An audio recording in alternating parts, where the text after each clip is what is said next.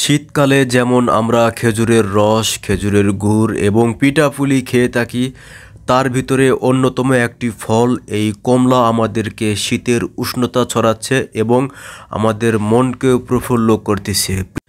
প্রিয় দর্শক, সবাইকে আসসালামু আলাইকুম। আমি আলিম হাসান, জয়পুরহাটের আক্কেলপুর উপজেলার ভিগনি গ্রামের এই চায়না কমলা বাগান থেকে আপনাদেরকে সবাইকে অনেক অনেক শুভেচ্ছা এবং স্বাগতম জানাচ্ছি। আজকে এই চায়না কমলা বাগানটি আমরা পুরোটাই ঘুরে দেখব এবং সেই সাথে আপনারা এনজয় করতে পারবেন।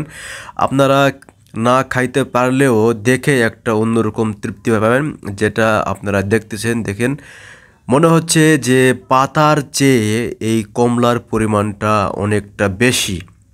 আসলে কিছু কিছু জিনিস আছে যে খাওয়ার থেকে মনে হয় আমরা দেখেই অনেক আনন্দ পাই, তেমনি এই চায়না কমলাটি আপনারা দেখলে কালাই বুঝতে পারবেন এই পাতার ফাঁকে ফাঁকে কতটা সুন্দর লাগতেছে দেখতে, এবং কালারটাও অসাধারণ কালার। আর আমি যেটি বলতে পারি খাওয়ার ক্ষেত্রে, আমি আসলে এই বাগানে ভিজিট করার ফাঁকে বাগান কর্তৃপক্ষ মালিক আমাকে কিছু দিয়ে রাখছে এবং একটা আমি খাইয়ে দেখছি। তা আসলে যেটি খাওয়ার অনুভূতিটা, যদিও ভিডিওতে এখন আমি আপনাদের সঙ্গে শেয়ার করি নাই, খুব বেশি যে মিষ্টি সেটিও না, আবার খুব বেশি যে টক সেটিও না, মানে বলতে পারি আমরা মিডিয়াম কোয়ালিটি।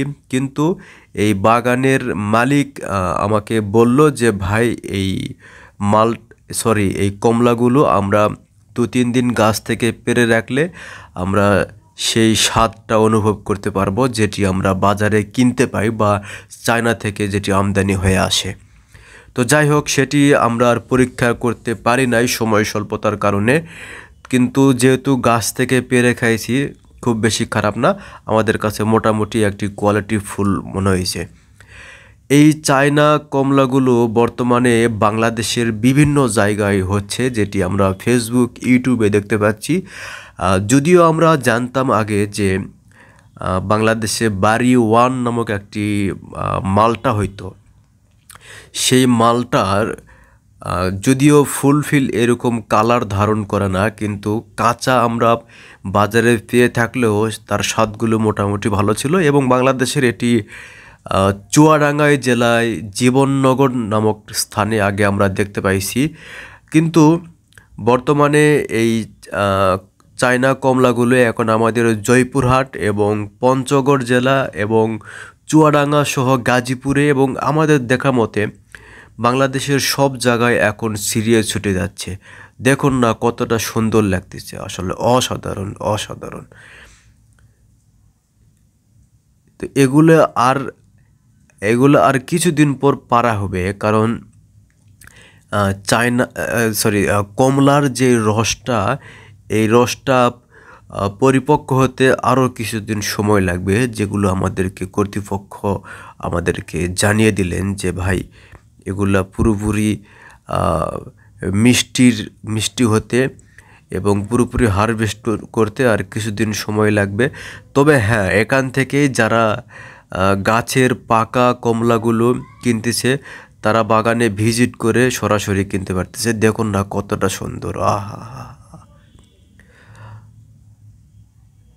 আসলে আমরা যখন আগে বিদেশে ফলগুলো দেখতাম, আপেল, মালটা, কমলা, দেখে মনে হতো যে আসলে যদি নিজে হাতে যদি একটু ছুঁইতে পারতাম বা গাছ থেকে পেড়ে খাইতে পারতাম, সেই সৌভাগ্যটা এখন আমাদের হয়ে গেছে। এবং আমাদের নিজ দেশের মাটিতে সেটি হচ্ছে অলরেডি। আপনারা দেখুন না কতটা সুন্দর লাগতেছে, থোপায় মনে হচ্ছে যে গাছের পাতার থেকে এই কমলাগুলো আসলে অনেক বেশি। আর যারা বর্তমানে এই কমলা চাষ করতেছে, তারা প্রতিটা সিজনে লক্ষ লক্ষ টাকা আয় হচ্ছে। তো আশা করা যায় এটি ধীরে ধীরে সারা বাংলাদেশে বংশ বিস্তার করবে। আর যারা চারা নেবেন, তারা বাগানে গেলে আপনারা নিতে পারবেন। জয়পুরহাট জেলা, আক্কেলপুর থানা, ভিগনি গ্রাম নামে। তো যাই হোক, সবাই অনেক অনেক ভালো থাকুন, সুস্থ থাকুন, সুন্দর থাকুন।